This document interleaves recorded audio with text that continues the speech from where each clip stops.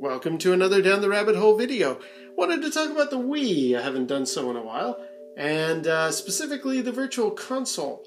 I remember about 5 years ago, I think it was the Sega Master System was one of the last consoles that was added to the library of platforms that the Wii Virtual Console would host games for.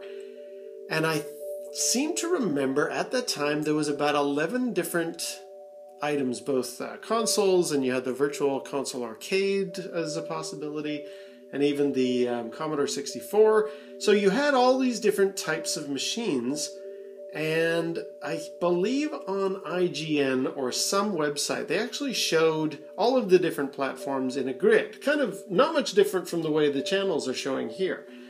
And because they had listed all 11 of them in this sort of 3x4 grid, the people who made the chart inadvertently made a blank in the bottom corner, and that led to a lot of speculation. People are like, hey, I wonder what that last console is going to be. Maybe it's going to be the Atari 2600, because that would kind of make sense. And I was listening to the Nintendo podcast on IGN, and somebody actually posed that question. They're like, hey, are we ever going to see Atari 2600 games on the Wii Virtual Console?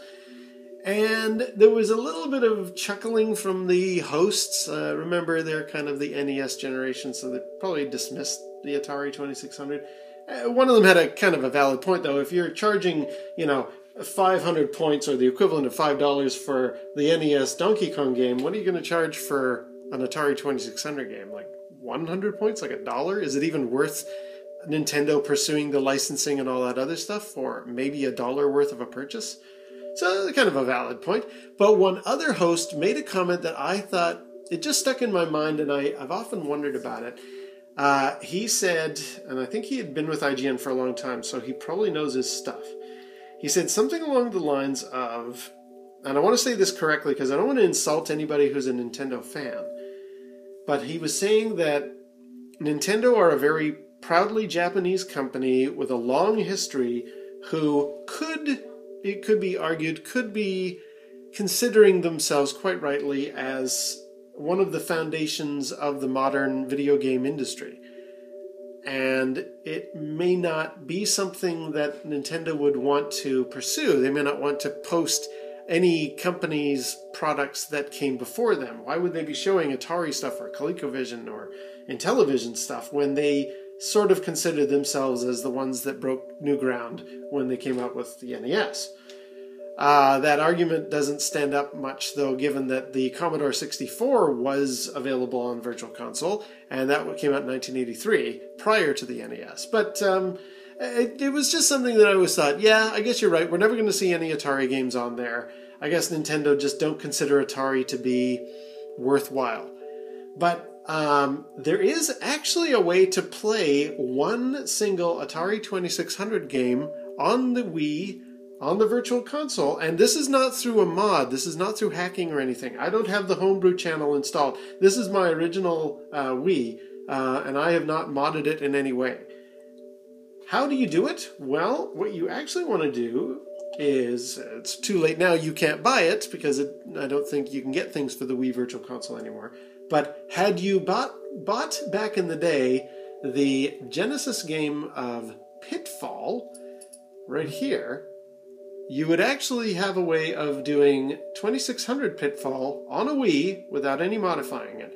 Basically, an official version of Pitfall. Let me just launch this here.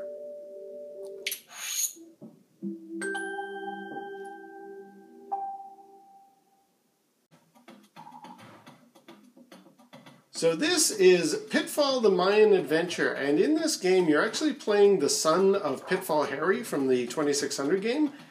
That's your son, and that's Pitfall Harry's shadow in the distance there. He's actually captured, and you, as his son, have to go rescue him. And thus begins the adventure. Now, Pitfall: The Mayan Adventure is a lot of fun, but let me show you a little trick. This is in the original code of the game, whether on Super NES or the Genesis. If this was a Genesis controller, and you were considering this to be your A button, what you would do, and it also works with the Wii Remote, is you would hit, at this menu, you go down once, moving the boomerang to the info. You hit A for Atari 26 times. Let me show you. 1, 2, 3, 4, 5, 6, 7, 8, 9, 10, 11, 12, 13, 14, 15, 16, 17, 18, 19, 20, 21, 22, 23, 24, 25, 26. And down again.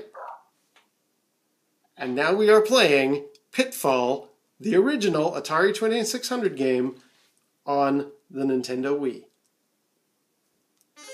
And it's amazing. It's fully playable. It is the full game. And this is without any kind of modification. We're playing Pitfall on the Wii.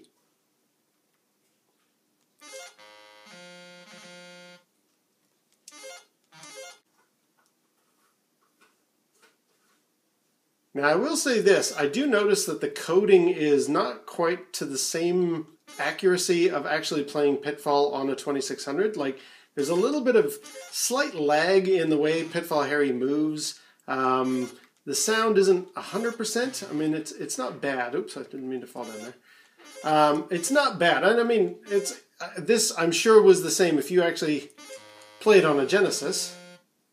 Or I guess a Super Nintendo for that matter. I've played a lot of Pitfall in my day. I know how the timing, I know how it feels to play it on an actual 2600. And this is just off slightly, and that's probably just, as you can see, I fell in the water there. I have a feeling it's just because they tried to get that original ROM to function properly. This must be some kind of emulation or something like that. And it's not 100%, but regardless.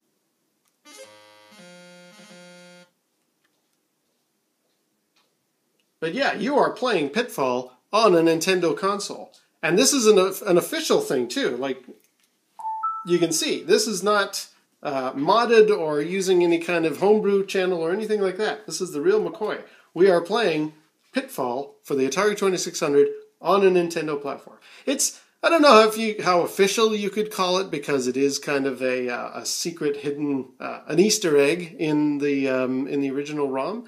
But it counts for me, and I was very happy when this came out for the Virtual Console. I'm like, okay, Nintendo's never going to acknowledge the 2600 on Virtual Console? No problem! I'll get the Mine Adventure, and I will be playing Pitfall with my Nintendo controller. So there. Guess it's a bit childish, really, but anyway. Okay, so that's it. We'll see you down the rabbit hole.